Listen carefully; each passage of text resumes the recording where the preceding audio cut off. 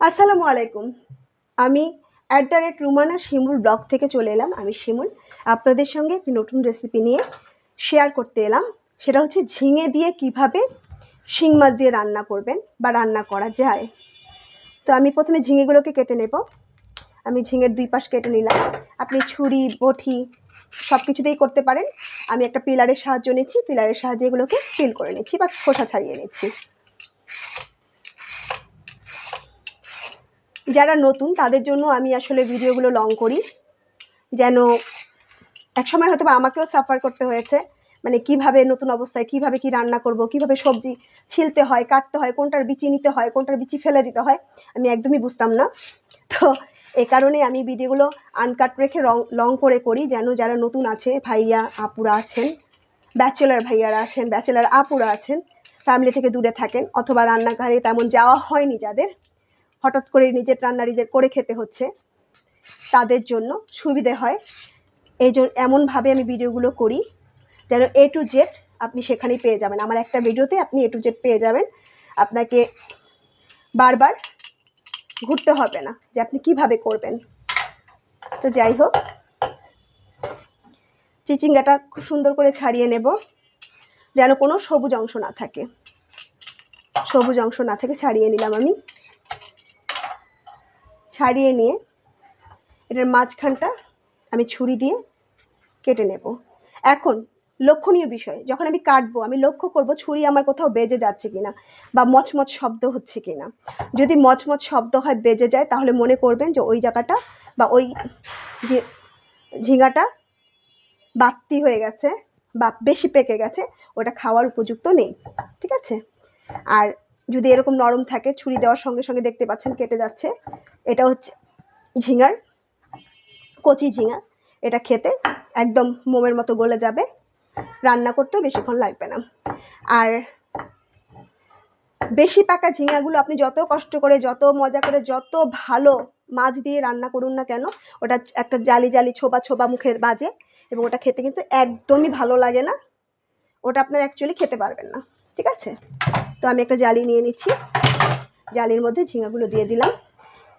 আমি ঝিঙার সঙ্গে একটা আলু দেব, বিকজ আমার বর একটু আলুটা পছন্দ করে ঝিঙার সঙ্গে। আপনি চাইলে দিতেও পারেন, স্কিপও করতে পারেন। আমি সবসময় দেই না, যখন রিকোয়ারমেন্ট থাকে যে আজকে একটু আলু দিও, তখন সেই সবজিতে আমি আলু দিই। নর্মালি আলুটা আমি অ্যাভয়েডই করি, যেহেতু আমিও মোটা, আমার হাজব্যান্ডও মোটা, স্বাস্থ্য ভালো, প্লাস আমাদের দুজনেই ডায়াবেটিস আছে। তো আলুটা আমি একটু অ্যাভয়েড করেই চলি। যাই হোক, আগেও বলেছি, যতবারই ভিডিও করি বলি একটা কথা, যে সবজি আপনি যেভাবেই কাটেন এটা কোনো বিষয় না বা ব্যাপার না। ব্যাপারটা হচ্ছে আপনি সবজিগুলোর সাইজটা মেনটেন করবেন একই রকম। ঠিক আছে?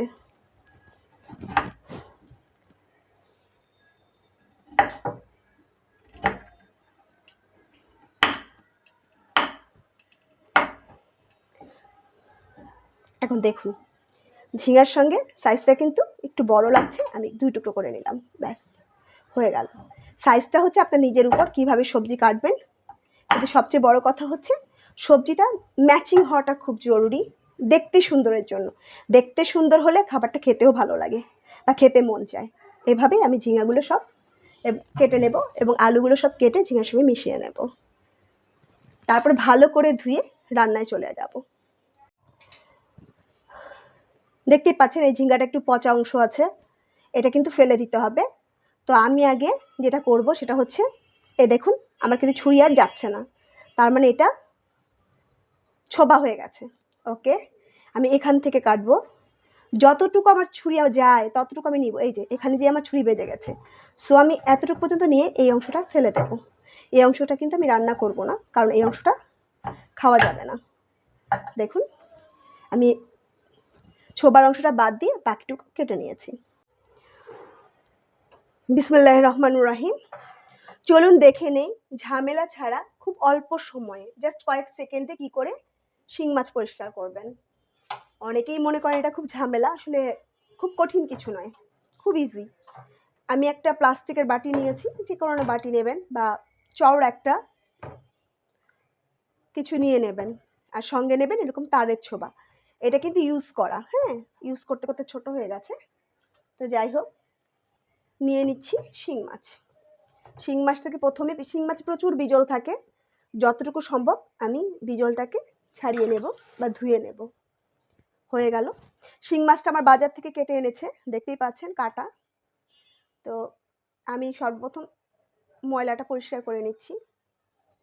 পরিষ্কার করে এবার কি করব, এবার আমি শিং মাছটাকে জাস্ট এভাবে শুইয়ে দেব। এখানে আমি আমি আমার বাম হাতটা দিয়ে শক্ত করে ওর মাথাটাকে চেপে ধরবো। এই যে শিং মাছের মাথাটাকে দেখতেই পাচ্ছেন, শিং মাছের মাথাটাকে চেপে ধরবো এবং ডান হাত দিয়ে জাস্ট এভাবে বিসমিল্লাহ বলে ঘষা দেবো। দেখতেই পাচ্ছেন, দেখেন আমার শিং মাছটা একদম পরিষ্কার হয়ে যাচ্ছে। কিছু শিং মাছ একদম সাদা হয়ে যায়, আর কিছু শিং মাছ দেখবেন যে যতই আপনি ঘষেন যাই করেন একদম পুরোপুরি সাদা হয় না, একটু কালচে হয়ে যায়, কারণ ওটা রঙই কালচে, ওটা আসলে আলগা ময়লা না। আপনি যতই ডলেন আলগা ময়লাটা উঠে যাবে। ঘুরিয়ে নিলাম আবার, কিন্তু যেটা গায়ে লেগে আছে, যেটা তার গায়ের রং, সেটা কিন্তু উঠবে না। তো আপনি দেখলেই বুঝবেন যখন করবেন। বেশিক্ষণ কিন্তু লাগছে না, জাস্ট 1 থেকে 1.5 মিনিট হাইয়েস্ট আমার লাগবে একটা শিং মাছ পরিষ্কার করতে। আমি খুব যত্ন করে আলতো হাতে, এমন চেপে ধরবেন না যে শিং মাছ ভর্তা হয়ে যাবে বা ট্যাপ লেগে যাবে, এটা করা যাবে না। আলতোভাবে, দেখতে পাচ্ছেন অলরেডি আমার শিং মাছটা কিন্তু পরিষ্কার হয়ে গেছে, সাদা হয়ে গেছে। তারপর আমি এই জায়গাটা কি করে করব, এই যে ধরলাম এবং এইভাবে আমি এই জায়গাটা ঘষে নেব। দেখেন পরিষ্কার। এবার আসুন এই জায়গাটা, এই জায়গাটা আমি প্রথমে এভাবে নেব, মাথাটা উপর দিকে দিয়ে এবং লেজটা ধরে শিং মাছটাকে ঘষবো।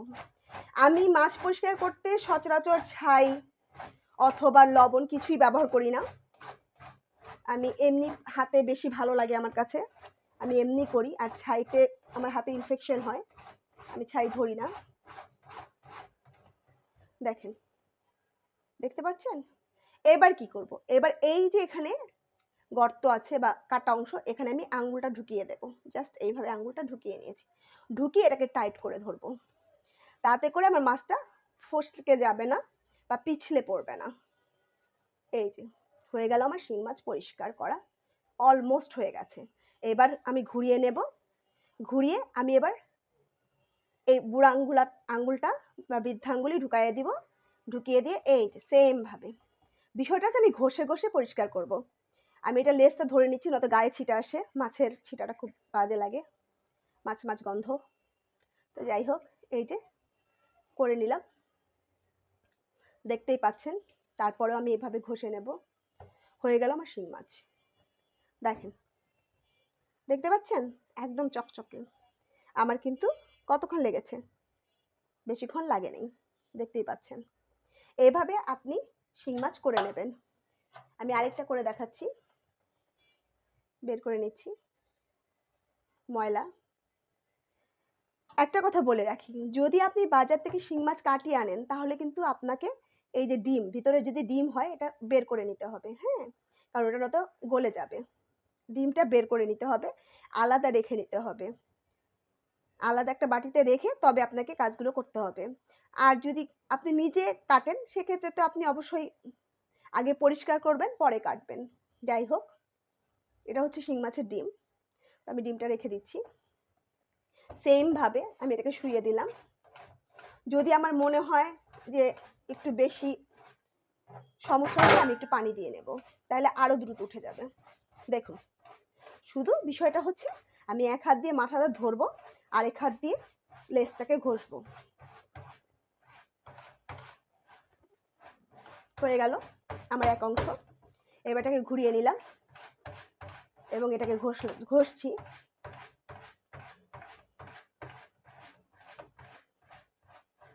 হয়ে গেল। আপনারা চাইলে এখানে একটু লবণ দিয়ে নিতে পারেন, অনেকের ধারণা লবণ দিলে তাড়াতাড়ি ওঠে, বা লবণ দিয়ে কিছুক্ষণ শিং মাছটা মেখে রেখে দিতে পারেন তাড়াতাড়ি ময়লা ওঠার জন্য।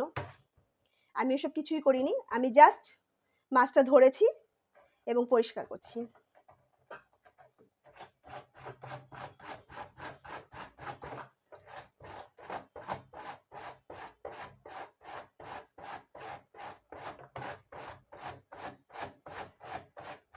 দেখুন, দেখতেই পাচ্ছেন আমার শিং মাছ কিন্তু অলমোস্ট পরিষ্কার হয়ে গেছে। এই পদ্ধতিতে আপনি ছোট থেকে বড় যে কোনো সাইজের শিং মাছ পরিষ্কার করতে পারবেন, যে কোনো সাইজের, ছোট থেকে বড়।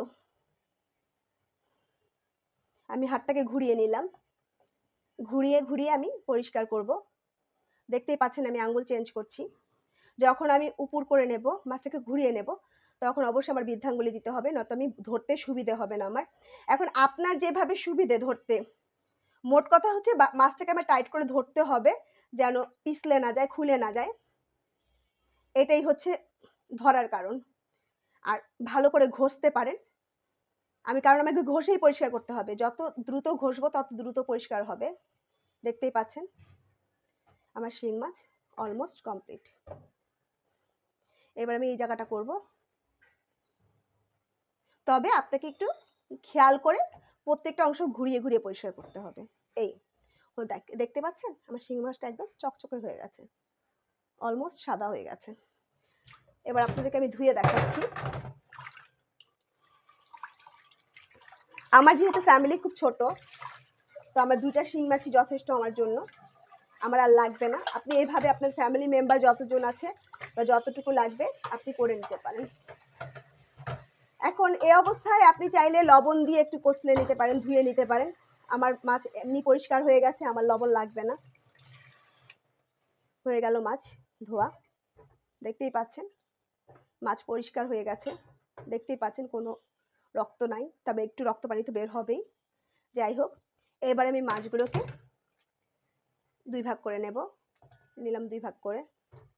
এই মাছটা একটু বড়, আমি এটাকে 3 ভাগ করব। পছন্দ মতো আপনি পিস করবেন, আমি কেচি দিয়ে করছি, আপনি ছুরি দিয়ে করতে পারেন, আপনার ব্যাপার। আমার কাছে কেচিটা সুবিধা মনে হয়। আর আমি যেটা করি, মাছ কাটা কমপ্লিট, ঠিক আছে, কিন্তু আমি মাথাটা ফেলে দেই, কারণ মাথাটা থাকলে কাটা কাটা হয়ে যায় তরকারিটা বা সবজিগুলো, তো যে কারণে ঘাটা ঘাটা করলে ভালো লাগে না, তো আমি মাথাগুলো কেটে নিলাম। এই হচ্ছে মাথাগুলো, কারণ শিং মাছের মাথায় খাওয়ার কিছু নাই, আমি ফেলে দেব। আপনি চাইলে রাখতেও পারেন, নাও রাখতে পারেন। খুব সহজে, খুব অল্প সময়ে, অল্প পরিশ্রমে দেখেন আমার শিং মাছ হয়ে গেছে একদম চকচকে সাদা, দেখতেই পাচ্ছেন। আর এই যে কালো কালো, এটা হচ্ছে রং, এটা আপনি যত ঘষেন কোনোভাবে উঠবে না, কোনো কিছু দিয়ে ঘষেও তুলতে পারবেন না, ঠিক আছে। ধন্যবাদ।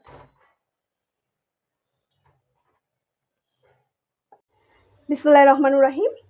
শুরু করতে যাচ্ছি আজকের রেসিপি ঝিঙা আলু দিয়ে মাছ রান্না, শিং মাছ। আমার মেয়ে যেহেতু শিং মাছ খায় না, আমি এই জন্য ওর জন্য এটাতেই দিয়ে দেব চিংড়ি মাছ। তো যাই হোক, দেখুন অল্প আছে, আমি তেল গরম বসিয়ে দিয়েছি, হাঁড়িতে তেল ঢেলে দিয়েছি। এখানে 2 টেবিল চামচের মতো তেল আছে। যেহেতু আমি সবজি কম রান্না করি বা আমার সবজির পরিমাণ কম, সেহেতু আমার এই সবজিটা হয়ে যাবে এই তেলে। আপনার যদি সবজি বেশি হয় সেক্ষেত্রে আপনি বেশি দেবেন। দিয়ে দেবো, আমি আজকে শুধু কাটা পেঁয়াজ দিয়ে রান্না করব, যে কারণে আমি 2 মুঠের মতন কাটা পেঁয়াজ দিয়ে দিলাম, 1.5-2 মুঠের মতন। এটা মেজারিং কাপে মাপলে আপনার হাফ কাপ হবে। আর যদি আপনি পেঁয়াজ চিন্তা করেন যে কতটুকু পেঁয়াজ এটাতে, তাহলে হবে আপনার মাঝারি সাইজের 2টা পেঁয়াজ অথবা ছোট সাইজের 4টে পেঁয়াজ।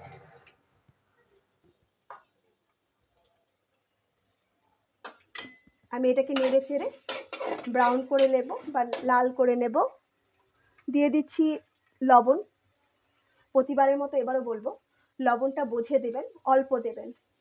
ঝিঙে কিন্তু একদম অল্প হয়ে যায়, এটার ভিতরে পানি বের হয়ে আপনি যে পরিমাণ দেখছেন তার অর্ধেকে নেমে আসবে, তো যে কারণে আমি কিন্তু লবণটা কমিয়ে দেব। প্রয়োজনে আমি একবারের জায়গায় 5 বারে লবণ দেব, বিসমিল্লাহ, সমস্যা নাই। কারণ লবণ কম থাকলে দিয়ে নেওয়া যাবে, কিন্তু লবণ বেশি হলে কিন্তু খাওয়া যায় না, জিনিসটা ফেলে দিতে হয়। আপনি যত বড় রাঁধুনি হন, যত ভালো রাঁধুনি হন, যত ভালো মানের রাঁধুনি হন, যত সময় নিয়ে রান্না করেন, যত ভালোবাসা জড়িয়ে রান্না করেন, কটা জিনিস কিন্তু খাওয়া যায় না। তো একবার কটা হয়ে গেলে সেটার কমানোর কোনো স্কোপ নাই, কমে না। তো আপনাকে সেই বুঝে লবণটা দিতে হবে, যে আমি প্রয়োজনে কম দেব লবণ, বারবার দেব। এবার আমি এটাকে নেড়ে চেড়ে লাল করব। দেখতেই পাচ্ছেন আমার পেঁয়াজ অলমোস্ট হাফ ব্রাউন হয়ে গেছে। ঝিঙা যেহেতু খুব লাইট কালার বা খুব হালকা কালারের একটা সবজি, আমি এটার সঙ্গে পেঁয়াজটা এর চেয়ে বেশি লাল করবো না, ঠিক আছে? আর আমি যেহেতু বাটা পেঁয়াজ দিয়ে রান্না করবো না, শুধু কাটা পেঁয়াজ দেব, তো আমি এখন এখানে পানি অ্যাড করে দেবো। বিসমিল্লাহ। অল্প পানি অ্যাড করে দেবো কষানোর জন্য, মশলা কষানোর জন্য। অ্যাড করে দেবো মশলা। মশলার মধ্যে আমি যেটা দেবো সেটা হচ্ছে ধনিয়া গুঁড়া। আসলে এই ধনিয়া গুঁড়া ছাড়া আমার কোনো রান্নাই হয় না। দিচ্ছি 2.5 চামচ। ঝিঙায় তো তেমন টেস্ট হয় না। মরিচের গুঁড়া দিচ্ছি 2 চামচ। আপনাদের যেমন পছন্দ তেমনভাবে মশলা দেবেন। দিচ্ছি 1 চামচ আর সামান্য হলুদ, কারণ আগেও বলেছি ঝিঙা কিন্তু আপনার চুপসে যাবে, ছোট হয়ে যাবে বা কমে যাবে, যেভাবেই বলেন না কেন, বিষয় কিন্তু একই। দিয়ে দিচ্ছি, আমি এটাতে জিরা দেব, যেহেতু আমি শিং মাছ রান্না করব, আর চিংড়ি মাছেও জিরা ভালো লাগে। তো যাই হোক, আমি দিয়ে দিচ্ছি 1.5 চামচ, ছোটো চামচের 1.5 চামচ জিরা। এবার আমি মশলাগুলোকে ভালো করে কষিয়ে নেব। 2-3 মিনিট ওয়েট করব মশলাগুলো কষানো হওয়ার পর্যন্ত।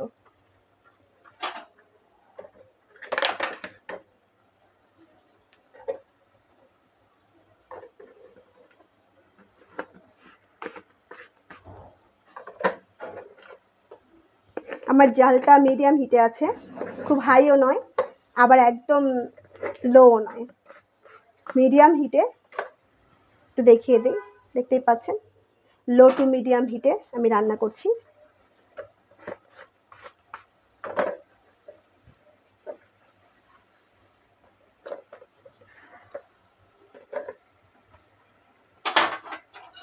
আমার তেল উপরে উঠে এসেছে, আশা করি বুঝতে পারছেন। দেখেন তেলগুলো ভেসে গেছে, আমার কষানো হয়ে গেছে। তারপর আমি 2-3 সেকেন্ড এটাকে নেড়ে চেড়ে আর একটু কষিয়ে নেব।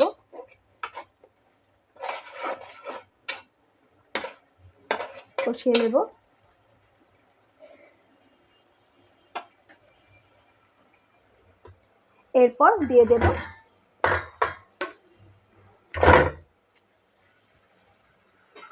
মাছ। আমি মাছগুলো কষিয়ে নেব। তো দিয়ে দিচ্ছি শিং মাছ। দেখতেই পাচ্ছেন শিং মাছগুলো ধুয়ে রেখেছিলাম। আর যেহেতু আমার মেয়ে শিং মাছ খাবে না, আমি এটাতে চিংড়ি মাছ দেবো সঙ্গে। এখানে কোনো মাছই আমি ভাজবো না, সবই। এখন আমার মেয়ে যেহেতু চিংড়ি মাছের মাথা খায় না, তো ওয়েস্ট করে লাভ নাই, আমি মাথাগুলো খুলে রেখে দেব। এটা দিয়ে আমি কোনো ভর্তা করতে পারবো, ভাজি করতে পারবো। ভর্তা ভাজিতে চিংড়ি মাছের ফ্লেভার খুব ভালো লাগে, তখন আমি চিংড়ি মাছগুলো কেটে কেটে দিলে সুন্দর একটা ফ্লেভার চলে আসবে।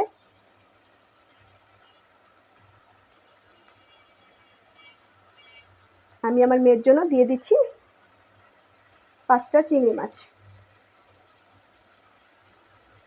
দিয়ে দিচ্ছি সেই ডিমটা, শিং মাছের ডিম যেটা বেরিয়ে এসেছিল, সেটা দিয়ে দিলাম।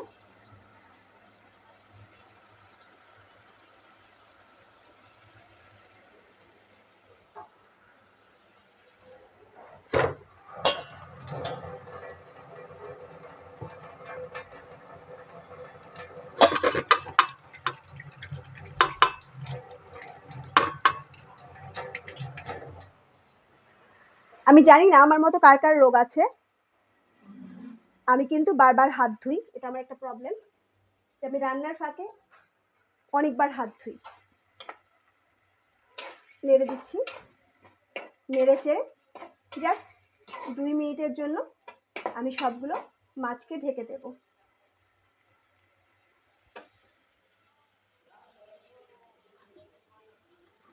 ঢেকে দিলাম। বিসমিল্লাহ। 2 মিনিটের জন্য আমি এভাবেই এই জালেই রেখে দেব, এটাকে আমি আর ধরবো না। তো দেখতেই পাচ্ছেন 2 মিনিট হয়ে গেছে, আমি এটাকে নেড়ে দিচ্ছি। সুন্দর মতো কষা কষা হয়ে গেছে।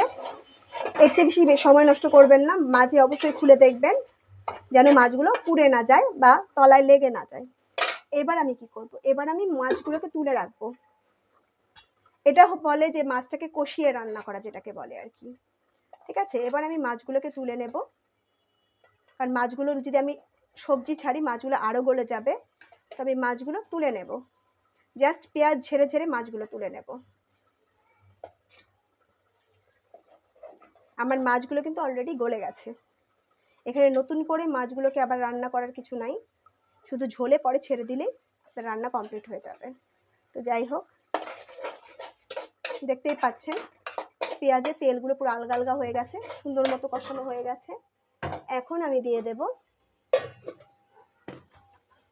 সবজি,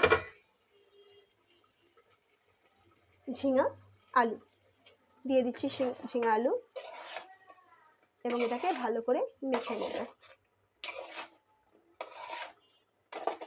ঝিঙা থেকে কিন্তু পানি বের হওয়ার একটা চান্সেস থাকে, ঝিঙা ধুন্দুল এগুলো কিন্তু পানি বের হয়। তো এই কারণে আমি এটাতে এখন পানি না দিয়ে একটু অপেক্ষা করে দেখবো এটা থেকে পানি বের হয় কি না, বা কতটা পানি বের হয়। যদি আমি খুব বেশি পানি বেরিয়ে যায় সেক্ষেত্রে আমার সবজিটার বেশি গলে গেলে আসলে সবজির শেপ নষ্ট হয়ে যায়, দেখতে আর ভালো দেখায় না। তো যে কারণে আমি একটু অপেক্ষা করব পানি বেরোয় কিনা দেখার জন্য, এবং এর জন্য অবশ্যই আমি ঢাকনা দিয়ে ঢেকে একদম নিবু নিবু আঁচে এটাকে রেখে দেব 2-3 মিনিট, এবং ওয়েট করব পানি ওঠা পর্যন্ত। তো যাই হোক, ঝিঙা থেকে পানি বের হতে শুরু হয়েছে, দেখতেই পাচ্ছেন, আমি দেখিয়ে দিচ্ছি। এই দেখেন, মাঝখানটা ফাঁকা করলে দেখবেন, এই দেখেন পানি দেখা যাচ্ছে কি, এই যে পানি বের হতে শুরু হয়েছে। তো এখন আমি কি করব, এখন আমি অল্প একটু পানি দিয়ে এটাকে ঢাকনা দিয়ে জাস্ট, এটা আমি ঝোল ঝোল করবো, একটু ঝোল থাকবে সেহেতু আমি, যদি আপনি ভাজা ভাজা খেতে চান তখন তাহলে কিন্তু পানি দেবেন না, বা ঝোল ছাড়া খেতে চান। আমি যেহেতু ঝোল রাখবো সেহেতু আমি পানি দিলাম হাফ কাপের মতন পানি দিয়ে এটাকে নেড়ে চেড়ে, ব্যাস এটাকে আমি এখন গলে যাওয়া পর্যন্ত অপেক্ষা করব। আমার সবজিটা গলে যাওয়া পর্যন্ত আমি অপেক্ষা করব, এবং দেখব আমার আর লাগলে পরে আমি আবার এটাকে ঝোল অ্যাড করব। ঢাকনা দিয়ে মিডিয়াম আছে, লো টু মিডিয়াম আছে আমি এটাকে রেখে দেব, অপেক্ষা করব সবজিগুলো গলে যাওয়া পর্যন্ত। তো দেখা যাক, 5 মিনিট রেখে দেব, দেখি কি হয়। তো চলে এলাম 7-8 মিনিট পর, দেখি সবজিগুলো নিচে চলে গেছে। আগেই বলেছি সবজি নিচে চলে যাওয়া মানে হচ্ছে আপনার সবজিগুলো গলে গেছে। এখন দেখা যাক আলুর কি অবস্থা। এখানে আলুগুলো যেহেতু একটু সময় লাগে বলতে, আলুটা চেক করছি, হ্যাঁ আমার আলু গলে গেছে, দেখতে পাচ্ছি সুন্দর মতো ঢুকে গেছে, হয়ে গেছে। আমি অফ ক্যামেরা একবার লবণ দেখেছিলাম। আর আরেকটা কথা, একটু পর পর কিন্তু আপনাকে নেড়ে দিতে হবে যেন নিচে লেগে না যায়। ঠিক আছে, আমি অফ ক্যামেরা দেখেছিলাম, আমার কাছে মনে হচ্ছিল যে আমার লবণ আর একটু লাগবে, আমি দিয়ে দিয়েছি, এবং আলহামদুলিল্লাহ এখন লবণ ঠিকঠাক আছে। ঠিক এই অবস্থায় আমি মাছগুলো ছেড়ে দেব, মাছগুলো উপর থেকে ছেড়ে দেব, এবং একটু পানি দিয়ে ধুয়ে নেব। দেখতেই পাচ্ছেন আমি বাটিটা একটু পানি দিয়ে ধুয়ে নিয়ে নিচ্ছি মশলাগুলো, যেহেতু এটাতে অনেক মশলা লেগেছিল মাছগুলোতে। এবার শুধু নেড়ে মিশিয়ে দেব, মাছ গলার কিছু নাই, মাছ অলরেডি গলে গেছে। আর মাছে যেহেতু কষিয়ে নিয়েছি, তো মাছে মশলা ঢুকারও কিছু নাই, সেটাও ঢুকে গেছে। এখন শুধু আমি, যেহেতু আমি পানি দিয়েছি, পানিটা শুকানো পর্যন্ত ওয়েট করব, নতুন পানিটা এটার সঙ্গে মিক্স হওয়া পর্যন্ত অপেক্ষা করব। নিয়ে নিলাম 4টা কাঁচামরিচ, ধুয়ে নিয়েছি আমি। এখন কাঁচামরিচগুলোকে সুন্দর মতো দিয়ে দিলাম, এতে করে কাঁচামরিচের সুন্দর একটা স্মেল বা গ্রান আসে, খেতে ভালো লাগে। কেউ না চাইলে নাও দিতে পারেন। আমার রান্না আলহামদুলিল্লাহ হয়ে গেছে, দেখতেই পাচ্ছেন ফুটে উঠেছে। আমি এর চেয়ে বেশি ঝোল কমাবো না, এবং এর চেয়ে বেশি আর ঝোল দেবও না। তো নিভিয়ে দিলাম চুলা। আজকের মতো এখানেই বিদায়। আমার @রুমানা শিমুল ব্লগটা যদি আপনাদের ভালো লাগে, রান্নাগুলো যদি আপনাদের পছন্দ হয়, অবশ্যই ট্রাই করে দেখবেন বাসায়, এবং আমার চ্যানেলটাকে সাবস্ক্রাইব করে পাশে থাকবেন। বেল আইকনটি অবশ্যই দিয়ে দেবেন, পারলে শেয়ার করবেন যদি ইচ্ছে হয়, আর বেল আইকনটি চেপে দেবেন। আপনার ডান দিকের ওপরে, হাতের ডান দিকের ওপরে, মোবাইলের ওপরে দেখবেন একটা কলিং বেলের মতো চিহ্ন আছে বা বেলের চিহ্ন আছে, সেখানে চাপ দিলেই বেল আইকনটি চেপে দেওয়া হয়ে যাবে।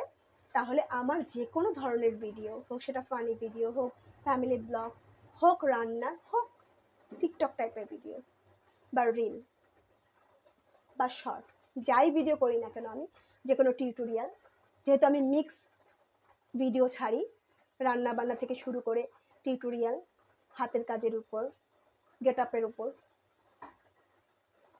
তো যে ধরনের ভিডিও আমি ছাড়ি না কেন, সঙ্গে সঙ্গে আপনার কাছে নোটিফিকেশন চলে যাবে এবং আপনি দেখতে পাবেন। তো আজকে এতটুকুই, চলে যাচ্ছি, রান্নাঘর শেষ, বাই বাই।